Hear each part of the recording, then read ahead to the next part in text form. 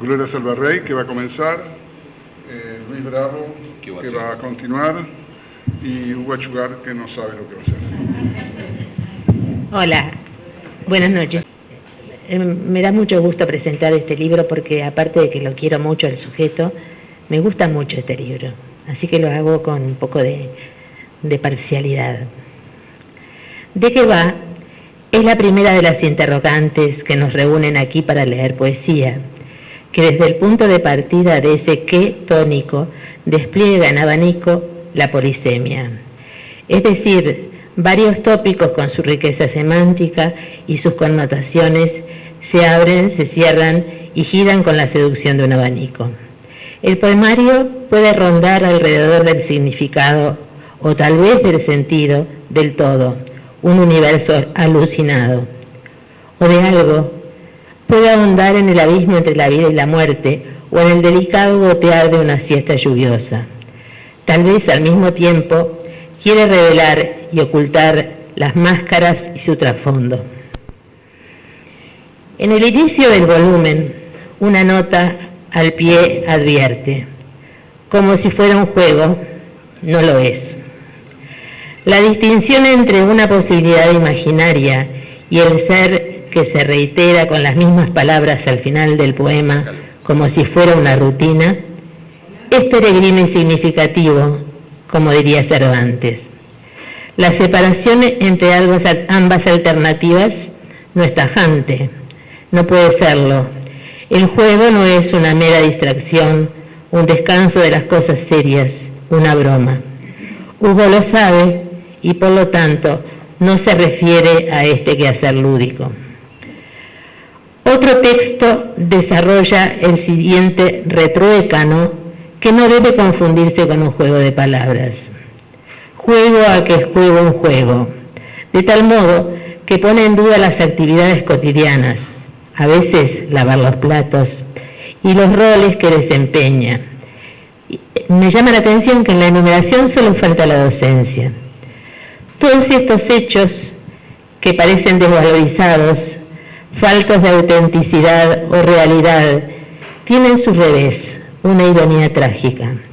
En ellos el sujeto lírico, en primera persona, se juega entero y va perdiendo hasta las hilachas de los sueños. Esta metáfora, las hilachas de los sueños, sugerente, alude a un menoscabo de la esperanza. No hay sueños alcanzables en su totalidad. La anticipación del fracaso absoluto se transfiere al mundo, juego a los soles almacenados, a los cielos cancelados. Las menciones a grandes espacios, muchas veces derruidos, son recurrentes en esta primera parte, donde las menciones al juego despliegan una suerte de leitmotiv central del libro. Sin embargo, aparecen trincheras donde resistir. Una es escribir a pata suelta, o ¿por qué no cantar?, como dice otro poema, a pesar de que en muchos momentos la escritura es puesta en duda. El amor es otro lugar de resistencia al derrumbe. No necesito soñar. La felicidad duerme a mi izquierda. Siente calor, se destapa. Madrugadas, amaneceres, siempre a mi izquierda. Amor, un poema de la segunda parte, expresa un erotismo intenso y delicado. La vida es sueño, es una obra de Calderón de la Barca del siglo XVII. Achugar podría suscribir el título con una variante. La vida es un juego de páginas, páginas y más páginas. También es un juego de máscaras, una sobre otra. Hugo, el lírico, se las va quitando una por una en una dolorosa indagación sobre su identidad. La apariencia que los demás ven y el otro, el único que puede ser. Soy quien soy, dice. Punto muerto. Anuncia la segunda parte del volumen, con textos que el poeta comenzó a escribir hace mucho tiempo sobre los mismos asuntos, recuerdos, sueños, secretos, desafíos, olvidos, en fin, sobre el tiempo, la vida y la muerte. Por eso voy a concluir con unas palabras de Sancho Panza dirigidas al caballero andante Don Quijote de la Mancha, ya en proceso de volver a ser Alonso Quijano el Bueno. Brava comparación, dijo Sancho, aunque no tan nueva, que yo no la haya oído muchas y diversas veces, como aquella del juego del ajedrez, que mientras dure el juego cada pieza tiene su particular oficio, y en acabándose el juego, todas se mezclan, juntan y baranjan, y dan con ellas en una bolsa, que es como dar con la vida en la sepultura. Gracias.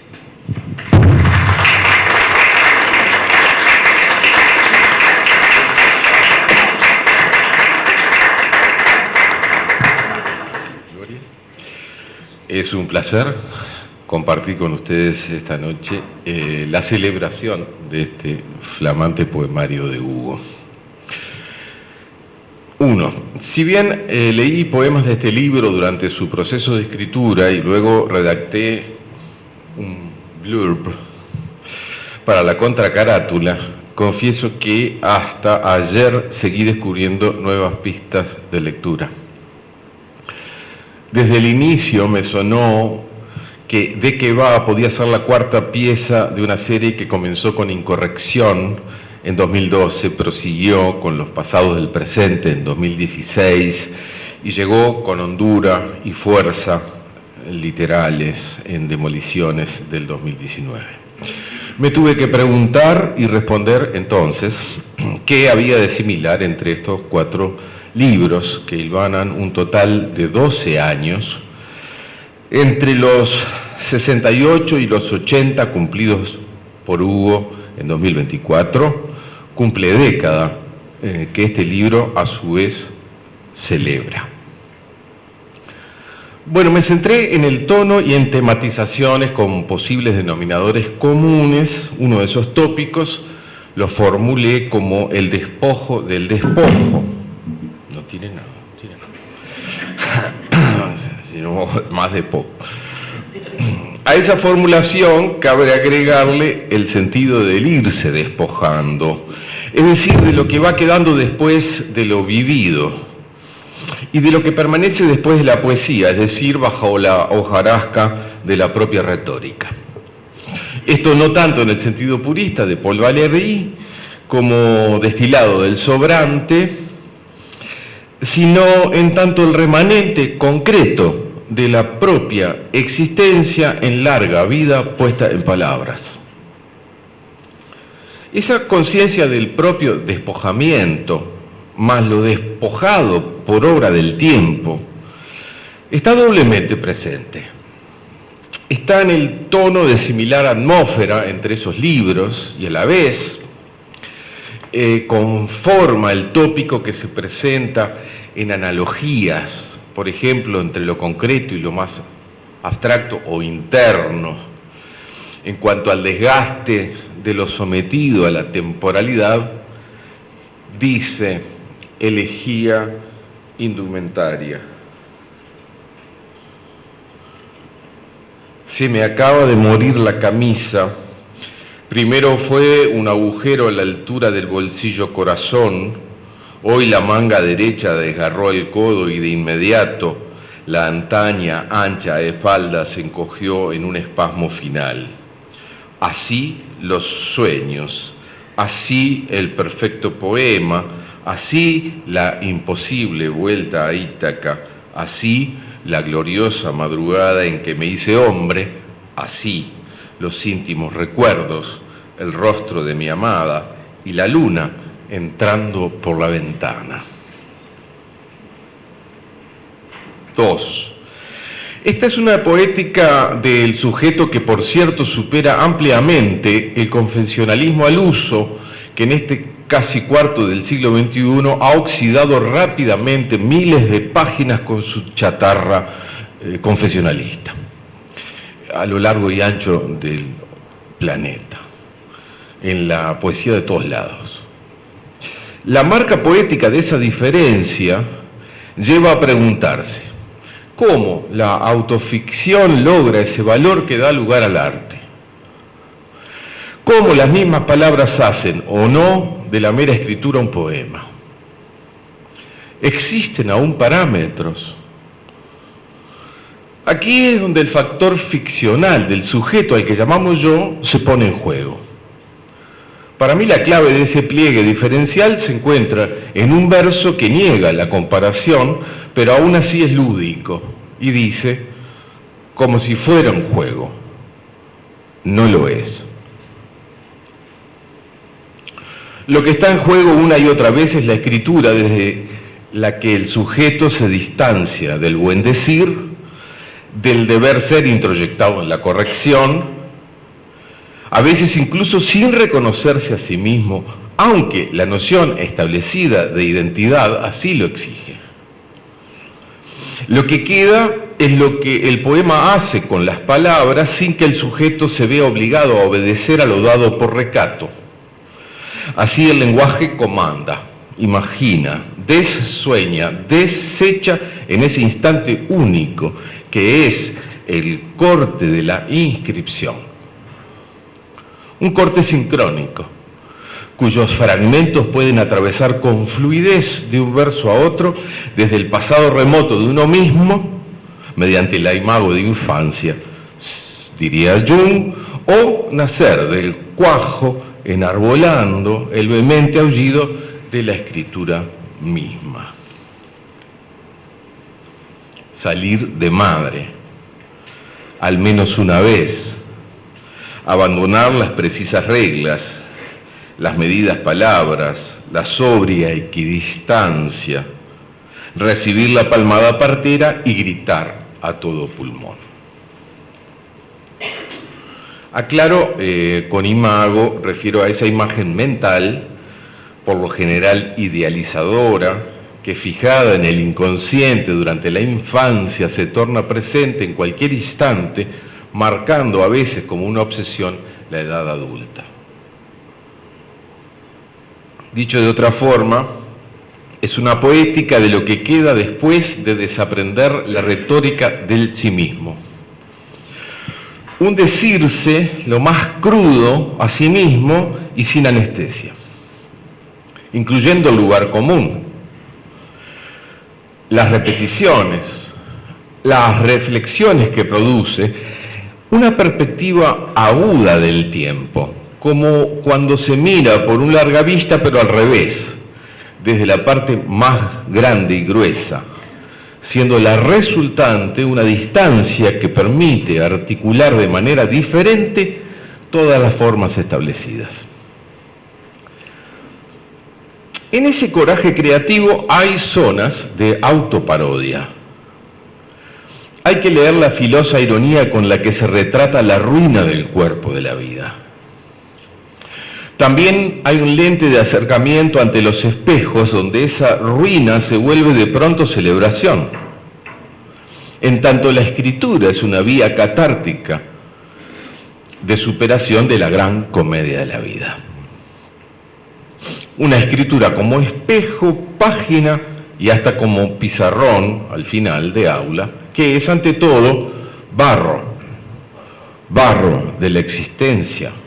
Ahí es donde lo que hace achugar con su intimidad nunca es igual al mero confesionalismo. 3. Otra operativa de esta poética que complejiza el tópico de la identidad fija podría llevar el nombre de remiendo, memoriación. Sería la memoria versada en recuerdos y anécdotas que, como todos, hemos transitado incontables veces, pero sabiendo que esto ocurre de maneras diferentes, ya que no nos internamos jamás dos veces en el mismo río de la misma evocación. Allí aparece la marca estética del remiendo, lo que tapa el agujero de la pérdida, pero se nota, deja las costuras, las hilachas, donde la fidelidad a los hechos se pierde a conciencia en la ganancia del lenguaje, siendo el lenguaje y sus formas y sus remiendos la torpe magia del poeta, la que tapa toda carencia y no.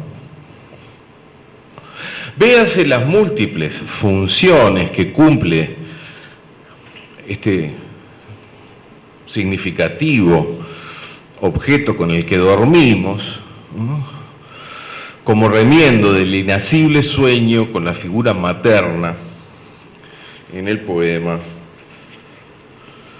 A propósito de almohadas, la tormenta no termina de abrir su oscuro ovario, la cara de la muerta madre, almohada noche, como una flor exuberante se desborda, florece, estalla amarillenta en la almohada madre, en la siesta almohada, en la enferma almohada.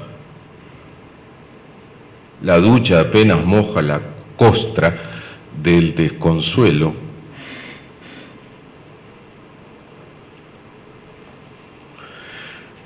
En las dos zonas de este libro, de significativas 80 páginas, De qué va y Punto Muerto, se despliegan poemas en los que la voz se vincula por diversos modos con su historia afectiva.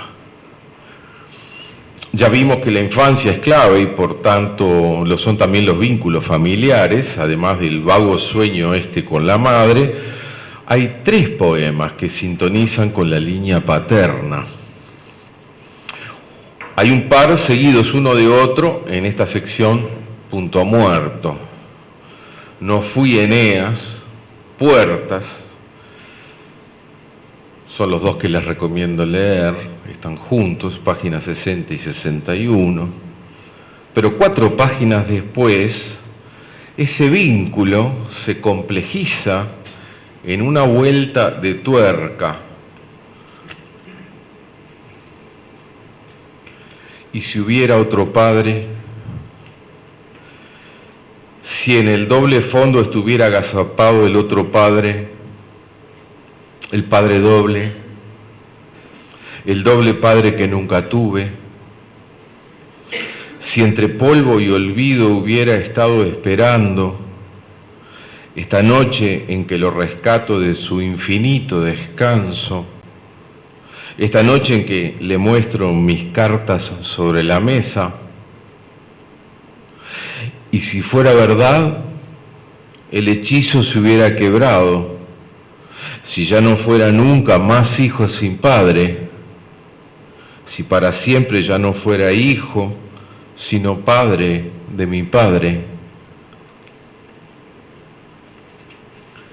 En esta nueva lectura que mencioné antes, descubrí que esta sección Punto Muerto no era solo la inercia del movimiento producido en la involuntaria tetralogía de los últimos 4 libros.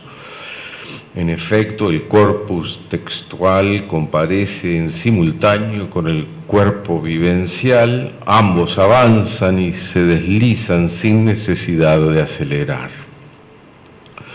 En ese andar, quizá ya liberado de toda premura, la sección va enhebrando sin prisa y fuera de todo orden una serie de tópicos que recorren no solo un tramo, sino buena parte de toda la trayectoria poética del autor. No voy a enumerar aquí, en esta ocasión no corresponde, sería fatigoso, todas estas tematizaciones que recorren su obra, ya lo he escrito en otros textos, pero cada lector está invitado a descubrir las mismas en ese prisma. Lo único que precisa este libro es buenos lectores, como la poesía misma. Lectores con tiempo de lectura de poesía. Un tiempo que por lo visto se está perdiendo en la aceleración que aumenta con las novedades tecnológicas que marcan el tiempo de la vida actual a una velocidad impropia para la lectura de cualquier arte. Por eso quizás también estamos ante una pregunta en varios niveles que nos interpela al presente. ¿De qué va la poesía?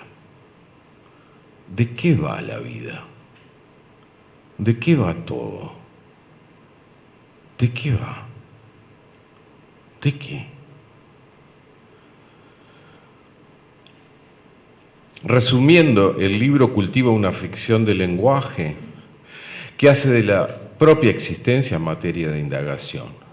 Esto a sabiendas de que siendo esta la materia, entonces es imposible la salvaguarda del ridículo.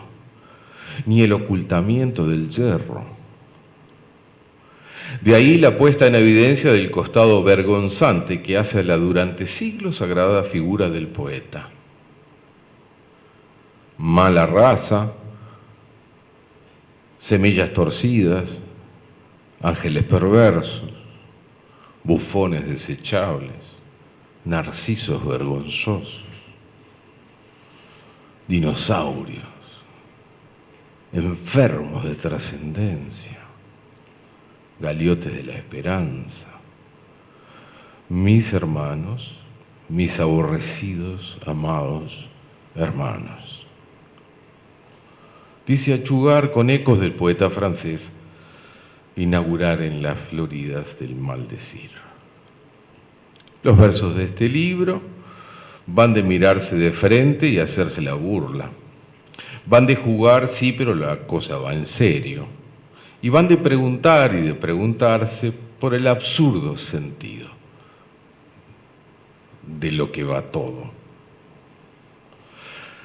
Advertencia, esto funciona mejor para quien se conmueva ante las múltiples interrogantes que van dejando las propias esquivas respuestas a lo largo de los años. ¿De qué va? Es llave maestra de la maestría poética de Hugo Achugar, mal que a él mismo le pese esta cualidad que no es mero halago.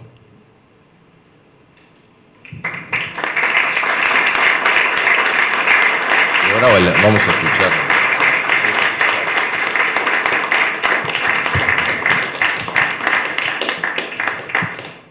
Bueno, gracias a los dos. Me acompañaron en este proceso largo, porque el libro empezó teniendo como casi 100 poemas, que eso era una depuración de todo lo que estaba antes, es decir, y quedamos en esto.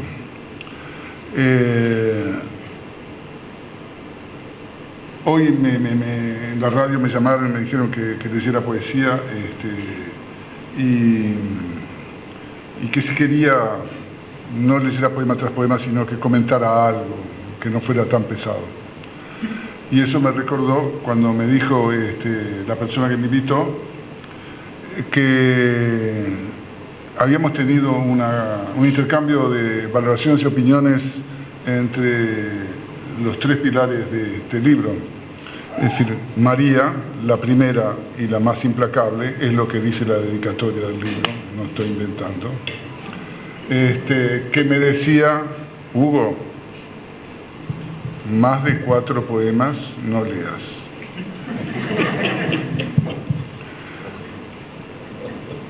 Después, Gloria, que me dijo, no vas a arrastrar a toda esta gente y no leer.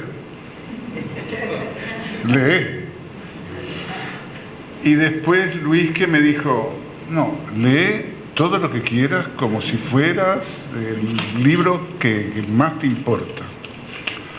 En definitiva, tenía que ver si complacía a mi madre, a mis 2 bastones, cómo resolvía el tema. La propuesta que me habían hecho por la radio era que leyera 15 minutos. Y yo, que me había presupuesto, estaba cronograma, es decir, cronometrado, cuánto iba a leer,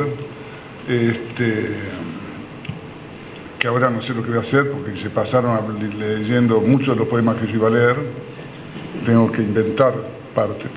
Pero lo que me dijo este muchacho fue, pero anda comentando cosas, no leas simplemente los poemas, decí cosas que vayan enmarcando, etc. Bueno, yo empecé por hacerme una listita de lo que iba a leer, pero ahora lo tengo que cambiar porque ya me embromaron algunos, aunque algunos quizás lo lea de todos modos.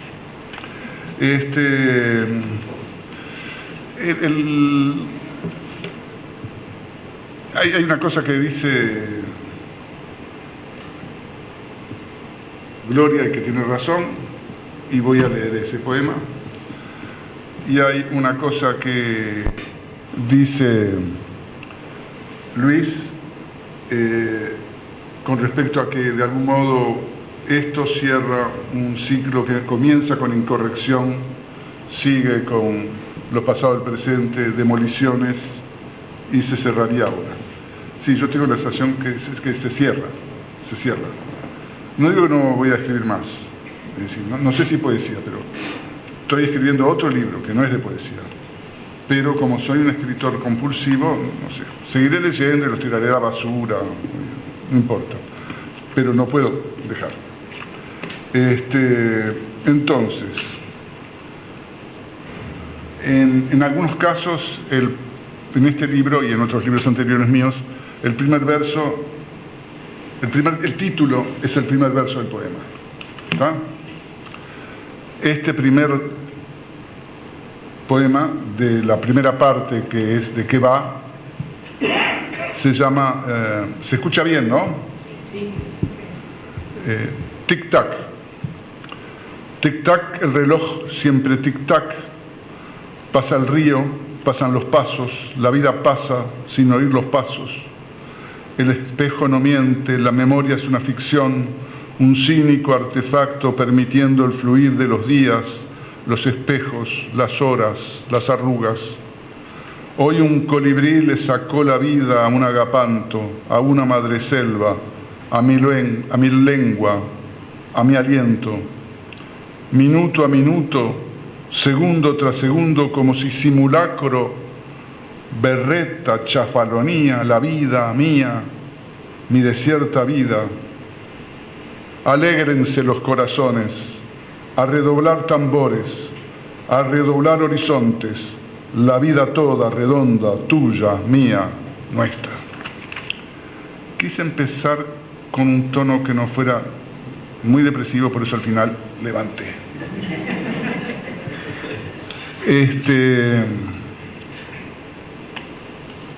Y entonces, después viene lo que vendrá, que no tiene nada que ver lo que vendrá con Rodó y el libro es aquel de lo que vendrá, no.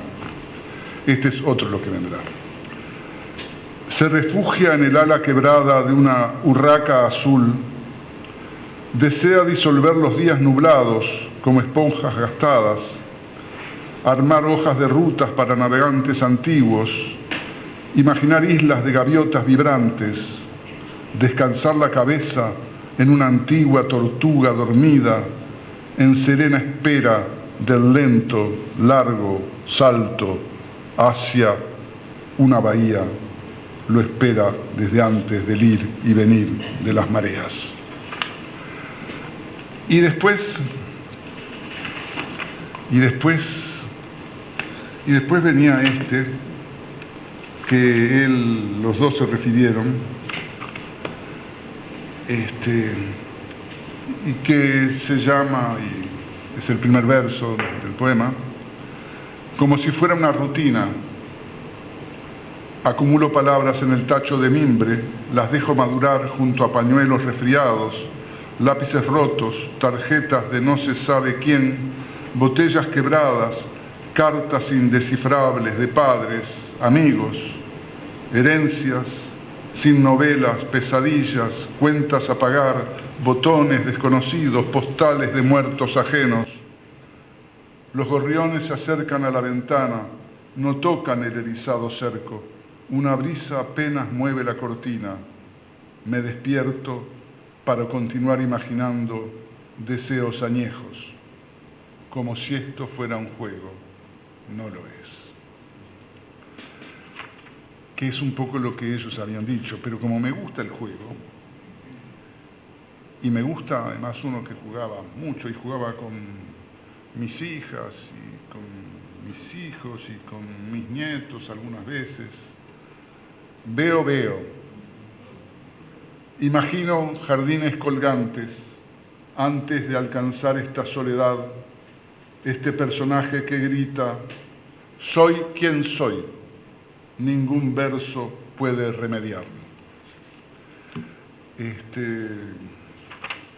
A ver, el guión, ¿por dónde tengo que ir? Sí, ahora tengo que saltar un montón.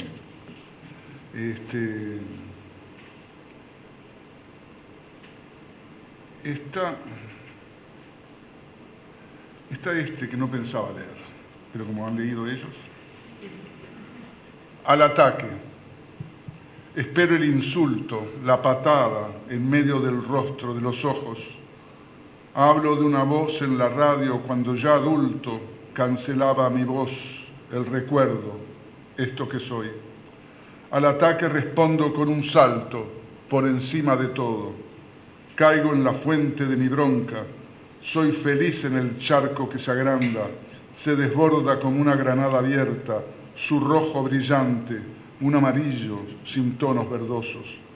En este carrusel cotidiano, atado a esta rueda en que giro y giro, entre asaltos y saltos, muecas y sonrisas, batallas y derrotas, existo y resisto.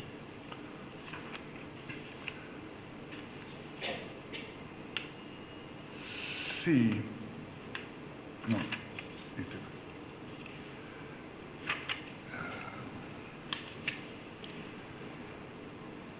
Entro a saco, con alegría o pura gana de acabar, alcanzar libertad, maravilla, el canto, el baile, el camino, simple, como día sin nubes ni amenazas. Soñar con fuerza un cuerpo a cuerpo, sudores, jadeos, alaridos, silencios. Entrar y salir sin ansiosa prisa, como si no fuera, como si terminar, irse, quedarse, no fuera la pequeña muerte, sol pleno, devorando la vida misma entre brazos y abrazos. De las máscaras no, de las máscaras ustedes las encontrarán. Y voy a leer este que no, me alteraste todo de gusto. En la selva. Este es un poema que me invitaron a leer en una maratón, una cosa que hizo Macondo, la gallina, ¿no? Sí. El ruedo de la gallina. Y entonces me invitaron a un anciano y a una emergente. ¿Tá? Entonces yo como anciano, en la inauguración, tenía que leer algo. Y como estábamos con Macondo y demás, se me ocurrió escribir un poema. Un poema que no sé si tiene mucho de lo que se esperaba, pero que al final me gustó y lo dejé. En la selva los veo, madrugada tras madrugada, hablan idiomas incomprensibles, trapecios sin redes, son puertas para ser abiertas, tocar su pomo de congelado acero, reconocer haber estado al pie de un pasado que devuelve lo que se ha vivido, lo que se ha enterrado, ser nada más que una persona sin rumbo. ¿Abro la puerta o la ignoro? Una vez más tapo espejos, sirvo café, miro sin mirar, estrecho manos desconocidas. En poco más de un año, una gitana abrirá su garganta, se desvestirá, su piel será mi piel, su canto, su casi grito descubrirá la voz de la estirpe. Seremos uno, una seré, vestida de manola y con abanico.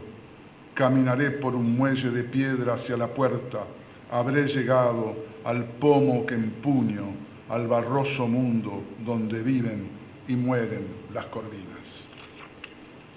Y acá se termina, además ya leyó el que yo no quería leer, quería que lo descubrieran, el que le da título al libro, y entro en punto muerto, en que tampoco puedo leer Elegía Indumentaria porque ya alguien lo leyeron. Entonces voy a leer uno que...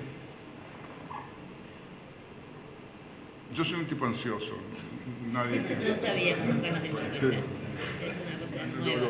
Lo explico, digo, a la gente que no me conoce. Entonces, el día antes de que entrara en imprenta, la noche antes, releo el libro y le digo a Maca, Maca, en el poema tal saca tal palabra y tal otra palabra. Y le digo, y además saca un poema porque me di cuenta que ese mismo poema lo había publicado en Incorrección y que lo repetía. Y Maca, que es un buen amigo, me dice, es una licencia poética. Pero claro, para mí no era eso solamente, porque este señor dijo, y me empezó a rondar la cabeza, hay un arco que va de Incorrección a de qué va. Es decir, hay un cierre. Y dije, claro, y claro que hay un cierre, y claro que es una serie estos 4 poemas. Por algo me reaparece este poema, que es un poema viejo, porque ya apareció en Incorrección. Se llama Amigo. Este es uno de los pocos que leyó mi nieto varón mayor, y que le gustó. Yo creo que es porque el único entendió. Quizás el libro tenga que esperar que leerlo un poco más adelante. Amigo, al igual que las ballenas, los osos pandas, cierto tipo de garzas y algunas clases de tigres asiáticos, especie en extinción.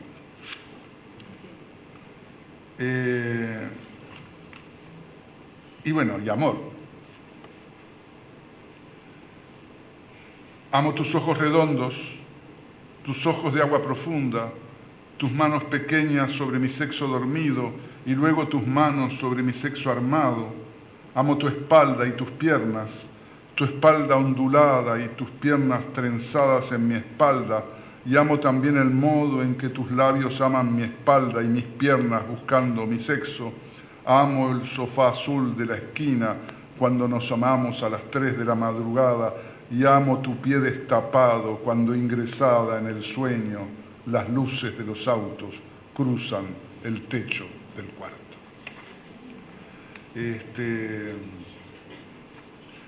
¿Y qué más? Ah, promesas. Nada más dice ella. Ya me tengo que... Me faltan 4. Ya termino. Promesas. Salió a caminar y pisó una baldosa floja. Volvió de inmediato a su casa y prometió no volver a hacerlo. Abrió la heladera y un olor fétido le ofendió. No comió y prometió no volver a hacerlo. Miró la luna nueva subiendo entre los edificios. Vio cómo iluminaba los árboles desnudos de finales de invierno. Pensó que la vida todavía le ofrecía encantos y sonrió al hacerlo. Se quedó frente a la ventana y esperó. Esperó que bajara la luna y le dictara un poema que hablara de promesas, promesas que nunca cumpliría. Salió a caminar y pisó una baldosa floja. Abrió un libro de poemas escrito años atrás y prometió no volver a hacerlo. Abrió la computadora y se puso a jugar al solitario. Horas después, miró la luna prometiendo ángeles entre los árboles y se dispuso a seguir escribiendo.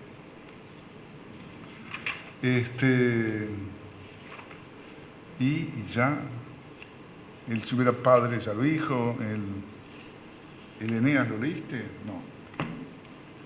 No fui Eneas,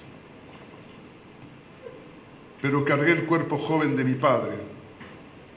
Sentí el peso de su carne un verano frío. Me legó un país ondulado, inmortal, pájaros azules de tan verdes, sus huesos, los huesos de su padre y los huesos de su abuelo.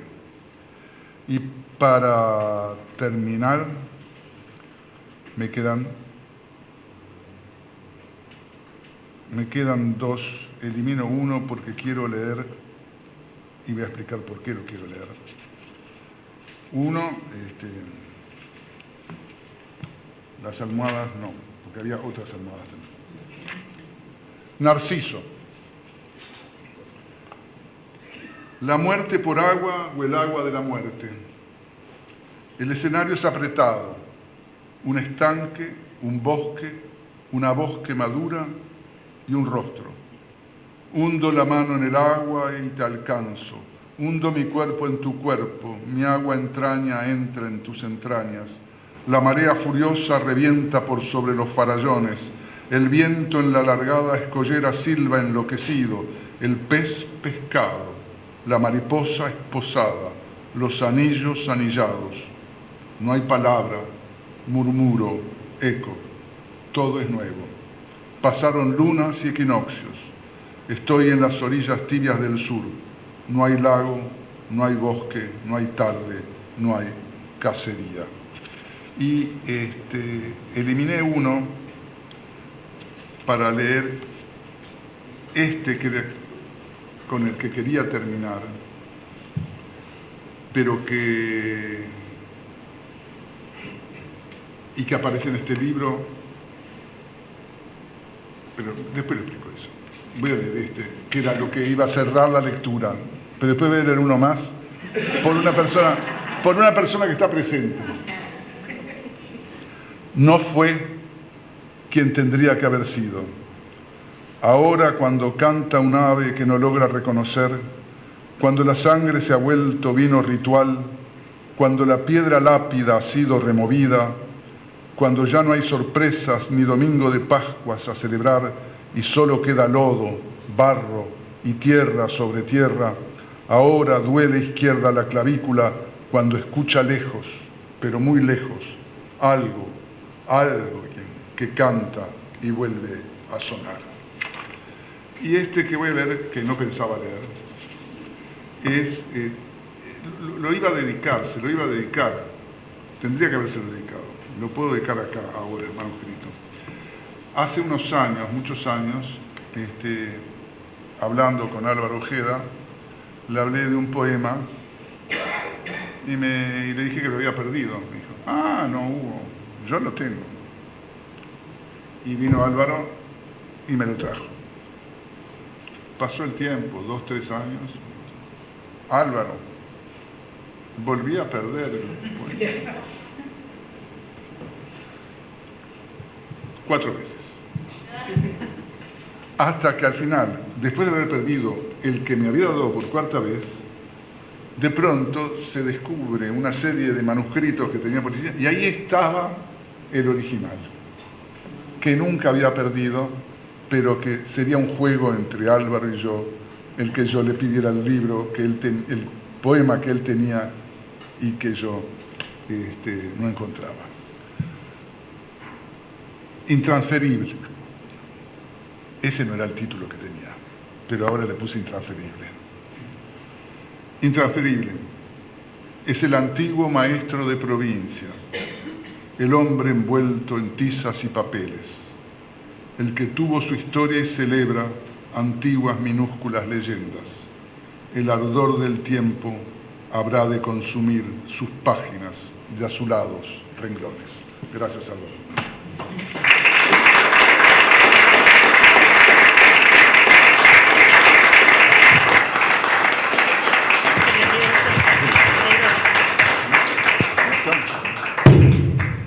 Tenía razón yo, ¿verdad? Es un libro precioso. Y nos quedó sin mencionar la infaltable bahía que anda por ahí siempre, como otra de las imágenes de Hugo. Muchas gracias.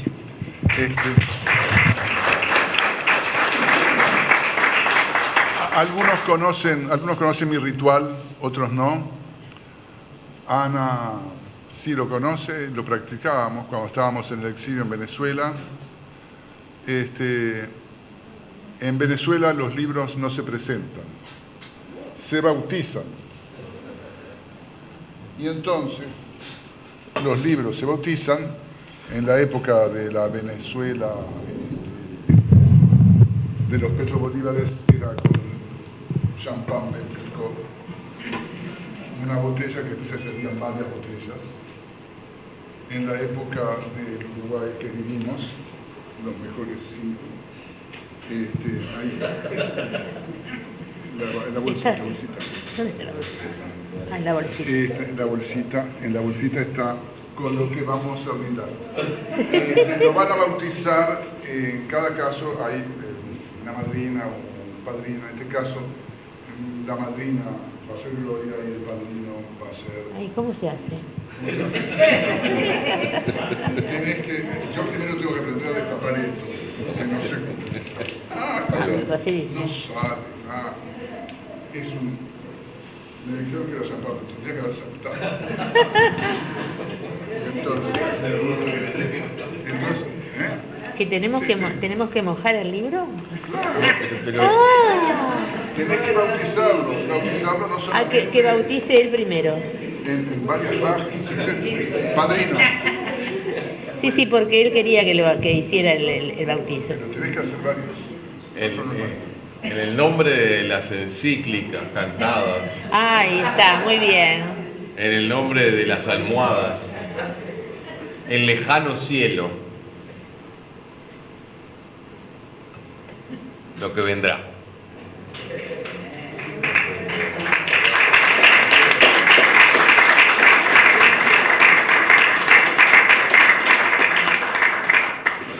Sí, me paro, sí.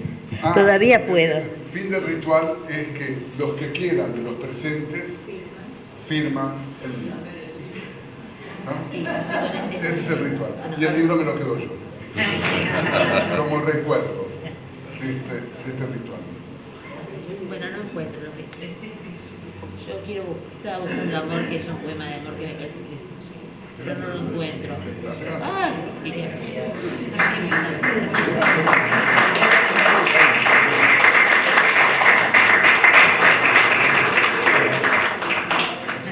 Martina, gracias. Queridísimo.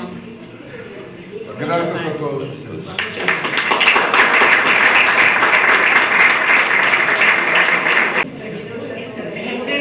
¿Qué día es hoy?